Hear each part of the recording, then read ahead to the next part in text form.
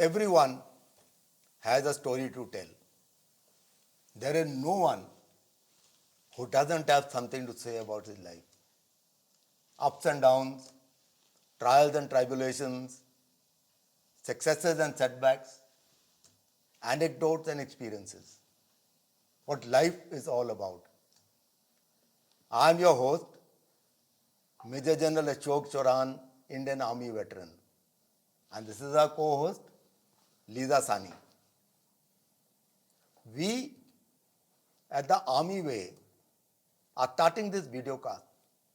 Share your story with the General, where we will be interacting with a variety of people to hear their story, to analyze their lives, and come up with life lessons which can be used as beacons for guiding people to success and wellness. We are very, very fortunate to have with us as our first guest an iconic figure of the film industry, Mr. Kanwaljit Singh. A little about him. It is not just that he is famous and he has a fan following. His human qualities are tremendous. He is very talented, dedicated, modest, always smiling. He goes through life with a large heart and is one of the most popular figures in the industry. Lisa, tell us more about him. Yes, why not? It'll be an honor actually. So, Mr. Kanwaljit Singh is an Indian veteran actor who is very well known in the fraternity for his exceptional performances, including many Hindi TV shows and movies. My personal favorite, Meri Brother Ki Dhulhan, Sabki Ladli Bebo, and many more. He has done some tremendous work in Bollywood. He also won an award for the show Sabki Ladli Bebo, SAS in 2001, and many more. So now, without any further ado, let us introduce you to Mr. Kanwaljit Singh. Hello. Hello, Kanwaljit. Welcome. It is indeed a great honor to have you on this show. Thank you for having me, and lovely talking to you. After years, we met in Missouri. Yes, I agree. Yeah, it's wonderful. I believe you're in Lucknow, somewhere there shooting. What is it like over there? It's polluted, yes. The whole north is polluted, as we all know. But weather is very nice. It's about 17, 18. And I have today joined another unit. I was till yesterday shooting for somebody else, finished that film, and today I shifted to another production. Both of them happen to be shooting here in Lucknow, and this happens to be Shabana's brother's film, Baba Azmi's film, the one that I've joined now. So that's very nice. We go a long way back. You know, Shabana and I were together at the Film Institute. We were classmates. Yeah. So I've known them since then. Oh, and that's of course, great. my fondness for poetry brought me very close to Kaifi Saab also. And we were. That's really interesting. Yeah. Okay, great. So tell us, Kanwaljit, when did the first spark come to you that you wanted to be an actor in the film industry? When did it strike you first? See, mine has been a very unconventional thing in the sense, but I am not a material belonging to inspirational lecturers and inspirational speakers. You know, my life is not like I always wanted to become an actor and focused, and that's what that was the only thing that I wanted to do. No, my main aim was to get out of Saharanpur, and whatever came my way, yes, because somehow I thought that would restrict my growth. just being in Saharanpur, although I love that city, but it is restrictive in many ways, in the sense of uh, when you want to grow, when you want to go out in life and do something worthwhile. So then I applied for 41 NDA. Yes, I believe so. And I believe so. The army would have been very lucky to have you, a handsome general like you. I applied for the Air Force. मैं गया था उधर SSB के लिए उधर Dehradun. So I got through the PABT and things like that, but then later on I wasn't selected. And फिर मैंने कहा मैं क्या करूं? Then came in Merchant Navy. तो Merchant Navy में मैंने apply कर दिया, वहां नहीं आया. So one day I had gone to my friend's place and there was this magazine lying there and I was browsing through it and there was a form for the FTII. मैं चुपके से उठा के ले आया वो और मैंने भर दिया. So it's not been that I've always wanted to become an actor. I didn't know anything about it.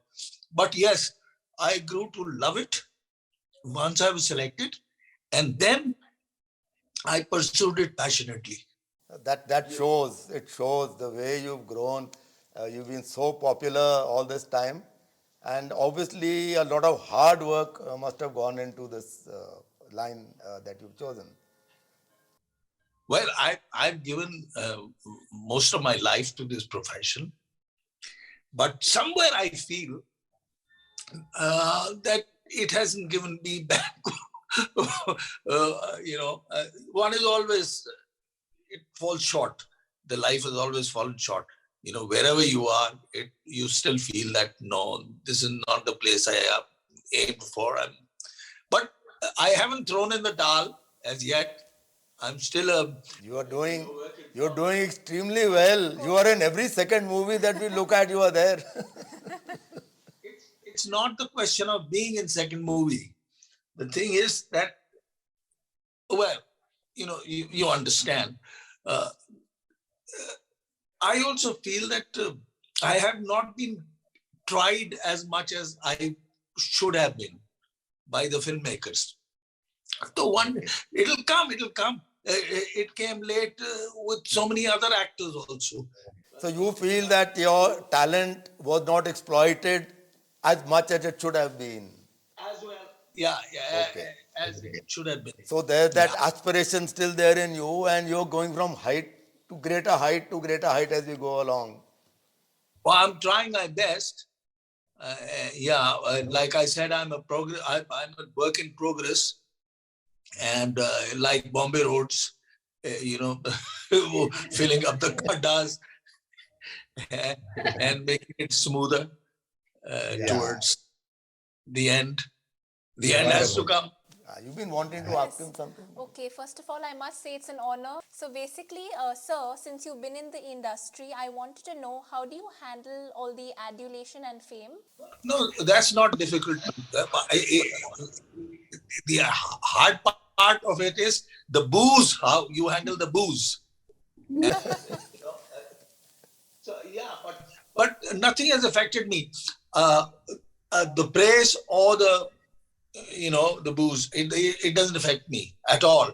I am on my route, and that's the only way I have been all my life. The praises have not made me swell up and things like that, because I know that you're only as good as your last release, whether it's a film or a TV series. And the last one doesn't do well, you don't have to go into a cell and brood over it. You just the idea is to be resilient. That is the quality I admire in a person. Not that he's there and he's there up there, but to fall, to learn, and to again fight back. That is a quality.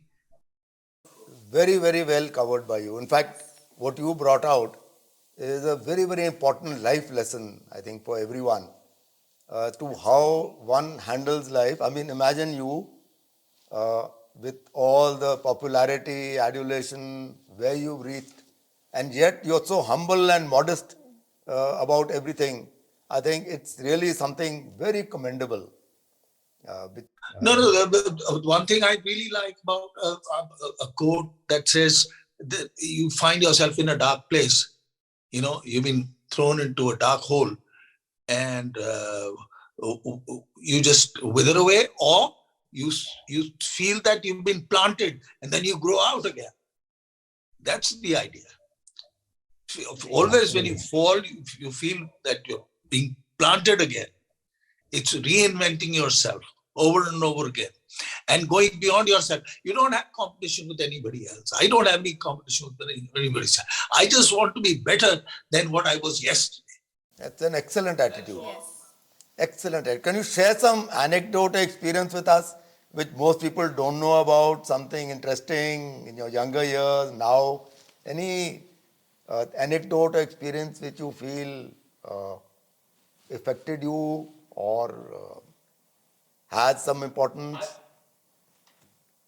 I don't know. There have been lots, but all of a sudden I can't think of any. But there was a time when I was shooting in Delhi. My mom and dad had their honeymoon in the Imperial Hotel in Delhi, Janpad mein. So the producers, they couldn't afford a better hotel, and they put me up in a very dingy little place. And I said, please, I can't stay here since this is the only thing I can afford. So I remembered my dad and mom staying at Imperial for that. So I went and I met the Sardarji, the owner.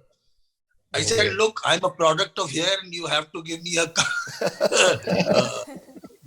discount. And he gave me 50% discount. Oh, fantastic. Look at that. So I was able to stay there. Right. Oh, yeah, wonderful. Wonderful, warm story. Very nice. Very warm. Also, Mr. Kanwaljit, one more thing, because I'm so excited, as you can see. So basically, I have seen your Instagram, and I must say I'm a huge fan. And I mean, you're known for your poetry. So if you could please, I would request you if you could please recite one of your favorite poems to all of us. I have been in love with Urdu poetry because of my father's love for Urdu poetry. We used to have poets coming in from, whenever there was a mushaira, and they would come home. And also my friends from school were also interested. So we used to recite poetry, and I also tried my hand at poetry. But the day I got to know what good poetry is, I stopped writing. But yes, I have admired Ghalib and Mir during the course, and then here I can recite, but those are long poems, I don't know whether we have time. Short, but something at short. least. It'll make my day. She wants to hear something of yours, something short. Yeah. Kaifi साहब का है शायरी कोई छोटी वाली को सुना दो, छोटी वाली. मैं उसमें से पढ़ता हूँ बस. वो कहते हैं, तुम परेशान न हो, बाबे कर्म वाह न करो, कर्मों का दरवाजा नहीं खोलो ना. तुम परेशान न हो, बाबे कर्म वाह न करो, और कुछ देर पुकारूंगा चला जाऊंगा, इसी कूचे में जहां चांद उगा करते हैं, शबे तारीख गुजारूंगा चला जाऊंगा. Wow. See, ad hoc. I mean, look at that, yeah.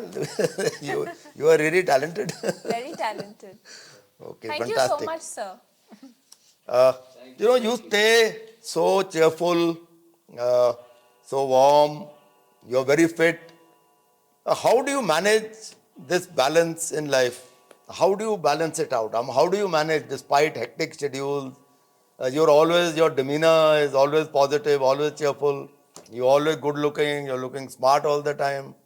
How do you manage all this? I'm growing old now. You don't show it. I have always, it is probably given to us from St. George's, where we had to play each and every game. We had seasons there. And ever since then, I always loved this tennis, and I played a Yes, lot I of cricket remember. also. Yes. I used to live in Shivaji Park as a paying guest. We were three people, three boys in one room. So Shivaji Park is very famous for its cricket.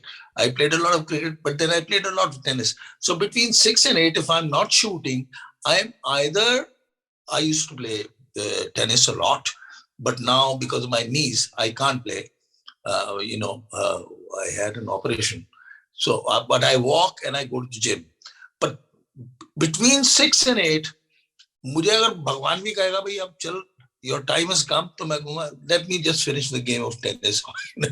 So that is what has always been with me. तो उस वक्त बीवी भी नहीं कुछ कर सकती है, you know. Oh, that's very nice. Yeah. Also, So Mr. I've Kanwaljit, always loved. Yeah. Sorry? Come. yes, sorry. No, no. Come. Yeah. Come. So, Mr. Kanwaljit, also I wanted to know, do you have any advice to give us youngsters? Any advice at all? Any advice is matlab you pursue your dream passionately, and be focused and be resilient. Matlab, there is my life has been different. Like I told you, most of the inspirational lecturers would take you to just keep on going and find a goal. That is very important. But I didn't have a goal. My goal was just to leave the city, but I landed up there. So Vikings, when they went and to conquer another country, they would sail there, and on the shore they will burn their ships. So either you die fighting or you win. Absolutely. Very nicely put. Very nicely put. What you put it across so nicely. I mean, to what And life is all about. they actually used to do that. They used to burn their ships. So I didn't have to burn my ship because I was going here, there, and then I found a path, and then I pursued it.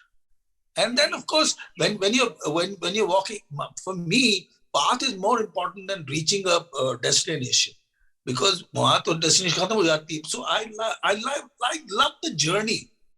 And whenever you're traveling, there are pits, there's smooth road. So all that has to be taken in a stride.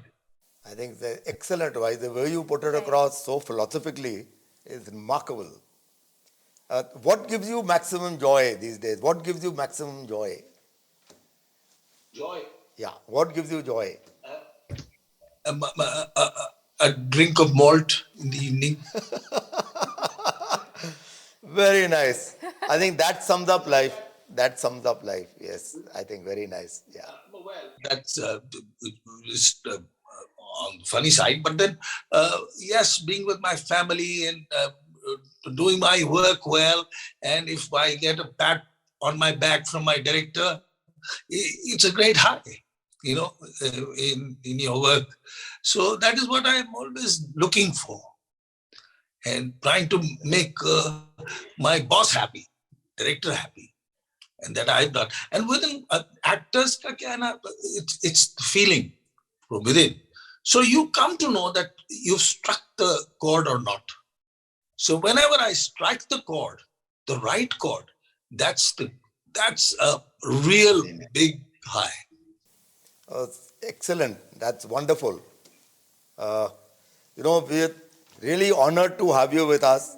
In this short time frame, you've given out so many life lessons which people can emulate. It's really remarkable. And I'm sure whoever listens to this and hears you speaking would have picked up so many things that have come your way. It's very nice. And Lovely talking to you too. thank you so much, and keep smiling, and we wish you all the success in your endeavors. Thank you so much, sir, for joining us. Thank you, Kanwaljit. That was really, really marvelous having you with us. I think a lot of life lessons have come out from this interaction. Absolutely, sir. I was really struck when you used the word spark and how Mr. Kanwaljit responded. What is your take on this? I'm glad you brought this up. This is one of the most important issues that have come up. We talk about aim. When I asked him about aim and what was the spark, you'll be surprised. Majority of people do not know what the aim in life is. There's so many young people, so many who've gone up in life. When you ask them what is the aim in life, you can't put your finger to it. There's 4-5 factors that come in. Are you looking at money and status? Are you looking at respect and dignity? Are you looking at doing what you love and enjoy? Are you looking at looking after your family? You're worried about society. So when you try and set things for yourself, it's very important to have a clear aim. Of course, it cannot be in a compartment that you will have this or this. But when you try and mesh all of them in together, you may find that you land up in a muddle, confusing yourself. It is good to have clear set aims. Once you set an aim, Right. the next step is to set in goals and objectives. So when you're looking at an aim in life, right, it's a very long term. When you look at, say, an objective, right, now you're looking at something in a shorter term. Right. And that shorter term will get you to a goal. And that goal will lead to your aim. So this part is something which needs a lot of analysis as to how your aim is going to be set. Now you take Kanwaljit's case.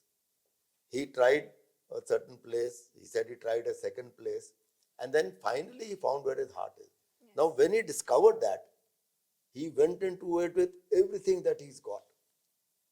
And you've seen him, the kind of dedication that he's put into that line of work. This is one of the very major life lessons that comes out. Absolutely. Yeah. So, what else struck you about him? I must say that his versatile and modest personality, the way he talks, the way he carries himself, it really struck me. He's such a humble and he's such a humble and sweet human being. I think you're right. I think that is the hallmark Yes, absolutely. of his character. All of us who have been following his career and been reading about him, looking at his movies, Right. his reputation in the industry. So when you talk about human qualities, I would like to touch upon 4 aspects of what we call about human qualities. The first one would be understanding yourself, what you are all about. Yes. That is coming to terms with yourself. And coming to terms is you accept yourself for what you are. You do not set yourself up what you should be or could be or comparing yourself to others. So acceptance is a very, very important part. And then getting into your skin, being confident about what you are. And if you perceive a certain weakness, you try and overcome it. Right. And then with guidance, when you're looking at lifestyle and you're looking at how to stay happy, how to stay fit, all that is a part of understanding yourself, which is very important. Yes. The second part is accepting other people. Easier said than done. Accepting other people without being judgmental, without being envious, without casting any aspersions. Which is needed in this generation. Exactly. That is the problem. That is when you get into a mode of comparison. That is where envy starts. There's a lot of research, say even amongst animals, say you've got 2 dogs you have to feed. Now, if you give one bone to each, both will wag their tail. Right? Yes. Suppose exactly. you give one dog 2 and you give the other one, you will notice a distinct change in their body language. Why is Right. that? Because they perceive it's not a sense of justice. Similarly, among human beings, if you perceive that you actually belonged at a certain place but have not reached there for some reason, now you want to put the blame on somebody else that I have not reached there because of someone else. And that leads to angst. It may lead to bitterness. That is something which has to be avoided. When you come to terms with your own self, no one can give you happiness, no one can take it away. Absolutely. So that is one very important part. The third thing which stands out when you talk to a person like Kanwaljit is his moral compass. The moral compass is something which is very important to understand. Moral compass is your basic value system. Say I am from an army background, right? Second generation officer. What is our value system? Major respect for you, sir, I must say. Thank you. Yes. I think it would be for everyone in the army, Absolutely. everybody in the army. Yes. Our value systems, what we call as hallmark systems, would be loyalty, honesty, dependability. This is what the army stands for. Right. This is what we call value system. So everybody has a moral compass, and that moral compass shows in your behavior to everybody and to what is your behavior with other people. And that is where moral values, what you're all about, come in, and that is what stood out in the case of Kanwaljit, his value system. Absolutely. And the last thing that I want to put on this is, when you talk about people, is what is their ability to empathize? What do you call empathy? What is empathy? Empathy is when you understand somebody. And in that understanding is, if that person is unequal or is an underdog, how do you react? How do you reach out? Say you're walking on a road, you see an old man being beaten up by a group of three. Now, what is the reaction of people? There can be 3-4 reactions. Somebody may say he deserves it. It depends on the level of empathy Exactly. the person has. Some people may walk past, somebody may call the police, Right. some will just record it, which you've seen on television, right? And there'll some who step in and stop him from being beaten, call the police. Now, this is your reaction, this is everybody's reaction, this is how do you empathize? So, when you talk about human qualities, you talk about good people, these are the 4 major factors which instinctively people notice and what it's all about. So that is my take on human qualities. Right, sir. I mean, you're truly an inspiration for all of our youngsters and actually for a lot of people. So I must say. Thank you so much. Yes. Also, sir, one question. Come, yes. I've seen your profile and I've seen that you've written movies and you've produced movies. So what is your experience like and what is your advice that you want to give struggling actors? So you read up my profile in detail. Yeah, yes, okay. I did my research. So yes, I have written and produced 3 films. Yes. 2 short films, one is a feature film. I feel filmmaking is the highest form of art. Of course, I put the art of warfare is the highest, but since I'll leave warfare out of it, why is it an art form? Movie making encompasses everything you can think of. There is drama, there is music, there is dance, there is photography, there is emotion. So everything comes into that. And I was very lucky that I had Ruchab working with me as the executive producer. Wow. And I had a very good director, Sanjay Raj, okay. Who directed my films. Now he has the unique ability of being able to immediately transfer my creative thinking into what I would call audiovisual art in the camera. Right. I mean, whatever I had in mind and I wanted to shoot, I wanted to see on the screen, he has that ability. So that I was lucky to that extent. Coming back to Kanwaljit, there is one more thing that struck us about him, which he covered at length. When I asked him, how do you handle fame, how do you handle setbacks, successes, and how nicely he put it across. That is the ability to handle the trials and tribulations of life. Which brings me to a military example. You know, we talk about military aims and we talk about military end states. That means you have an aim and you have an end state, right? So anybody would imagine, okay, you're going into battle. This is your plan, this is your aim, and this is where you desire to be, right? That's the hallmark of any plan. But there's one huge problem in that. The problem is, in between, there's a thing called an adversary. There's an enemy. That enemy is equally motivated, equally professional. They say keep your enemies closer. Exactly, yes. He's equally adept. Yes. Now, so what is warfare? Warfare is having made a plan and having started your operations, the enemy will react right. in his own way, depending on a doctrine and pattern of operations. So actually, it is not a linear flow. With every option that you adopt, the enemy is going to adopt counter options. Right. And each counter option will lead you to further options. Right. So warfare is for free thinkers. Warfare is for someone who can think on their feet and who can quickly come to terms with the reality of the situation and find a solution. Right. Now, I would like to relate that to real life. Yes. As you go through life, that you are going through, there is life that is going on.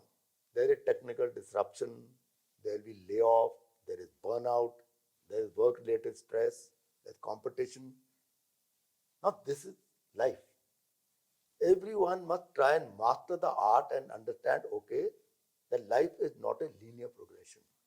At every state, there will be changes, there will be challenges.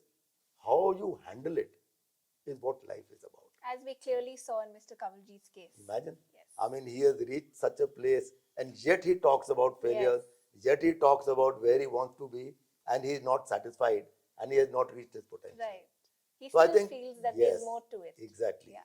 So I think these are all very important lessons that he brought out, and the three major ones which I have brought out today Yes. should come in very handy for people. Absolutely. It definitely will, for me especially. So I think we've had a good session with Kanwaljit, and Yes. he's given us a lot of food for thought. I've just covered 3-4 major aspects that came out. Right. There's so many others, but then I think we leave this for some future videocasts, Yes. future episodes. There's so much more to look forward to, so many more people to interact with, so many more stories to listen to. And we here at the Army Way, now on this videocast, or share your story with the general, are looking forward to more and more people coming out with their stories, sharing with us, so that we can in turn share your life lessons with a vast audience of listeners. Thank you all so much. Thank you so much for listening in. Share Your Story with the General is a videocast and an extension of Major General Ashok Sheoran's life coaching program, The Army Way. For more information, you can visit ashoksheuran.coach. He can be contacted for personalized life coaching and group program. For details, please visit our website. Thank you for tuning in. We will be back soon with a new episode and a new guest.